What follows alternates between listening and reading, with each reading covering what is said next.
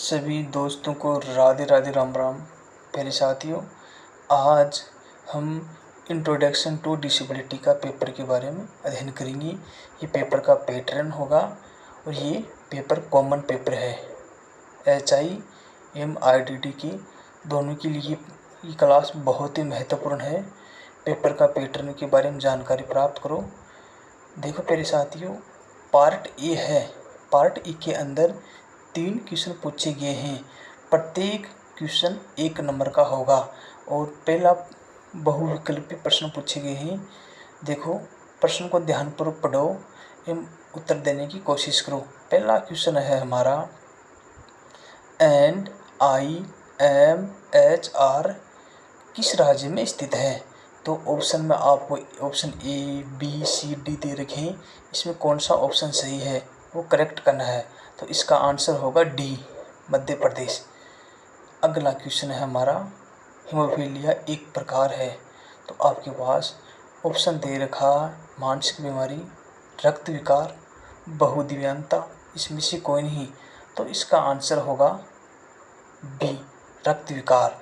मेरे साथियों, हीमोफीलिया एक रक्त विकार है। क्वेश्चन नंबर 3, आप ध्यानपूर्वक पढ़ो। क्वेश्चन नंबर 3 है, बौद्धिक दिव्यांगता की आयु की रेंज कितनी है? तो इसका आंसर होगा C, यानी कि 50 से 70 के बीच में।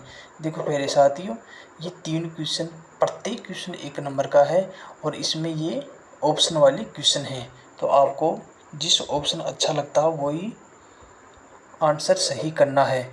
ऐसा पेपर का पैटर्न है। और देखो, हम आगे अध्ययन करेंगे। पार्ट ए है। पार्ट ए के अंदर सेकंड स्टेप है, यानी कि 2 क्वेश्चन दिए गए हैं। प्रत्येक क्वेश्चन 1 नंबर का होगा, यानी कि कौन सा कथन सही है, कौन सा कथन गलत है।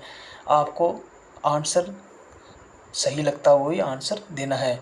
पेपर में जो आपको पेन से टिक कर रखा है, इस पर ध्यान नहीं देना है कि ये पेपर पिछले साल का है, ये किसी विद्यार्थी का है।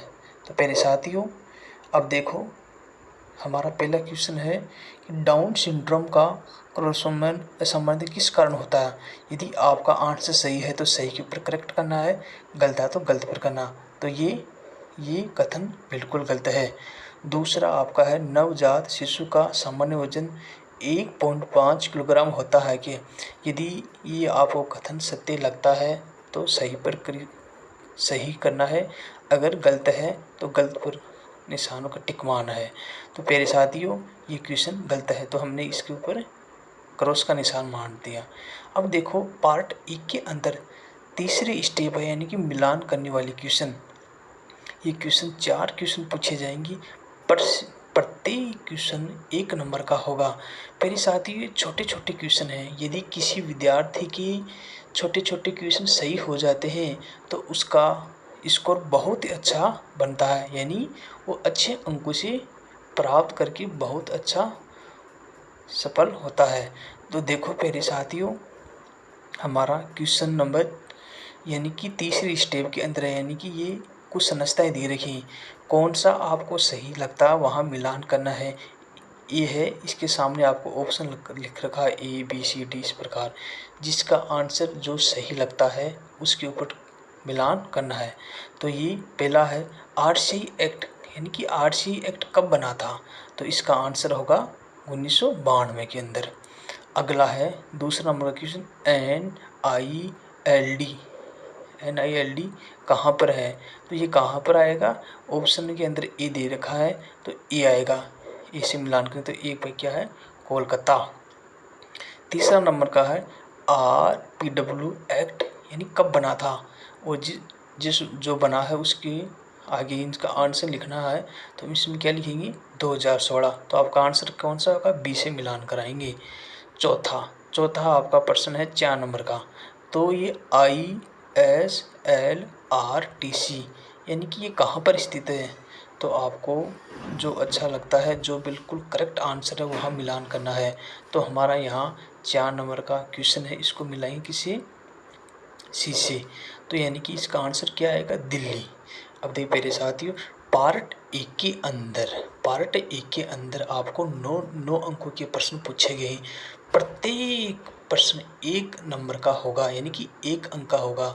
तो ये प्रश्न आपको बहुत ही अच्छी तरह से सॉल्व करने हैं और ऐसे ही प्रश्न इस बार पूछे जाएंगे, यानी कि इसके आसपास ही पूछे जाएंगे। कुछ प्रश्न ऐसे होंगे जो इस पेपर से भी आ सकते हैं, यानी कि कुछ प्रश्न होते हैं वो रिपीट होते हैं।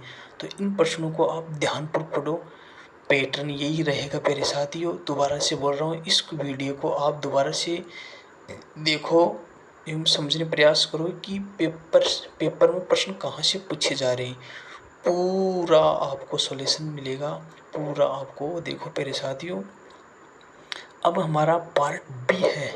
पार्ट बी के अंदर यानी कि क्वेश्चन 5 आएंगे और 5 प्रत्येक क्वेश्चन 2 अंक का होगा, यानी कि पार्ट बी के अंदर 10 नंबर के प्रश्न पूछे जाएंगे। तो पहला क्वेश्चन है पार्ट बी के अंदर, ध्यानपूर्वक देखो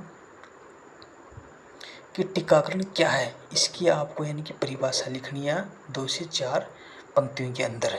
अगला सती की परिभाषा लिखो, किसे कहते हैं, यानी कि सती या हानि किसे कहते हैं।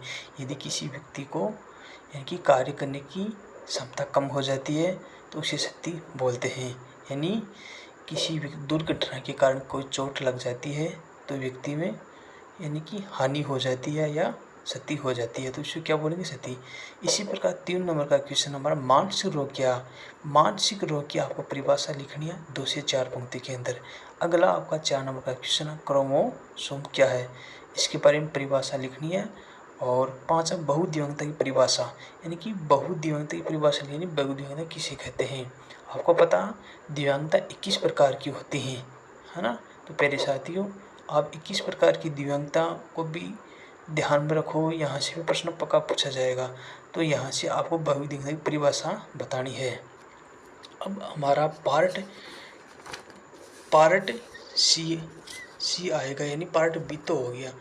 अब देखो प्यारे साथियों, पार्ट सी को आप ध्यानपूर्वक पढ़ो, यानी कि आपको पार्ट सी के अंदर 6 क्वेश्चन दे रखे हैं और प्रत्येक क्वेश्चन 3 अंक का है। तो आपको यानी कि 6 क्वेश्चनों में 4 क्वेश्चन करने जो आपको सही से आते हैं। जो क्वेश्चन आपको सही आ रहे हैं उन क्वेश्चनों को आपको सोल्व करना है। तो ये पार्ट सी के अंदर 12 नंबर के क्वेश्चन पूछे जाएंगे। देखो पहला क्वेश्चन है विशिष्ट सीखने की क्षमता का वर्णन करो। अगला 2 नंबर का बेंचमार्क दिव्यांगता क्या है। 3 नंबर का क्वेश्चन है कि इस इतिहास के बारे में लिखो। 4 नंबर का क्वेश्चन है हमारा वाणी विकार से आप क्या समझते हो। 5 नंबर का क्वेश्चन है हमारा पुनर्वास में विश्वास स्वास्थ्य संगठन की भूमिका लिखी।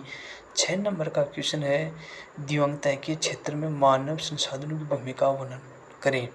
मेरे साथियों, ये 6 क्वेश्चन है, इनमें से आपको 4 क्वेश्चन सोल्व करने हैं। प्रत्येक क्वेश्चन 3 अंक का होगा। अब हमारा पार्ट डी है, ये बड़ी क्वेश्चन है। ये कम से कम एक से 1.5 पेज के अंदर या 2 पेज के अंदर इसके आंसर देने हैं। प्रत्येक क्वेश्चन 7 नंबर का है। तो इसमें से आपको 4 क्वेश्चन दे रखे हैं डी पार्ट के अंदर। आपको सिर्फ 2 क्वेश्चन को सोल्व करना, जो आपको अच्छी तरह से आते हैं उन क्वेश्चन को सोल्व करना। मेरे साथियों, डी पार्ट के अंदर आप देखो, मेरे साथ पढ़ो। बहुदिव्यांगता क्या है, बहुदिव्यांगता के विभिन्न कारणों का वर्णन करो। 2 नंबर का क्वेश्चन है दृष्टि बाधित बच्चों के लिए शैक्षणिक प्रबंधन की व्याख्या करें। 3 नंबर का क्वेश्चन है दिव्यांगता के बारे में किन्हीं 3 प्रकार का वर्णन करें। 4 नंबर का क्वेश्चन है शीघ्र हस्तक्षेप क्या है, शीघ्र हस्तक्षेप के विभिन्न मॉडलों का वर्णन करें। प्यारे साथियों, ये आपका पेपर का पैटर्न है। यदि आपको हमारा वीडियो अच्छा लगा तो लाइक करो, शेयर करो, ज़्यादा से ज़्यादा विद्यार्थियों के पास इस वीडियो को शेयर करो। प्यारे साथियों, इस वर्ष भी इसी पैटर्न से प्रश्न पूछे जाएंगे और जो प्रश्न पूछेंगे इसके आसपास ही पूछे जाएंगे। और कई बार यानी कि पेपर के अंदर प्रश्नों की संख्या रिपीट हो जाती है। तो साथियों, आपके लिए पेपर बहुत ही महत्वपूर्ण है। आप इसको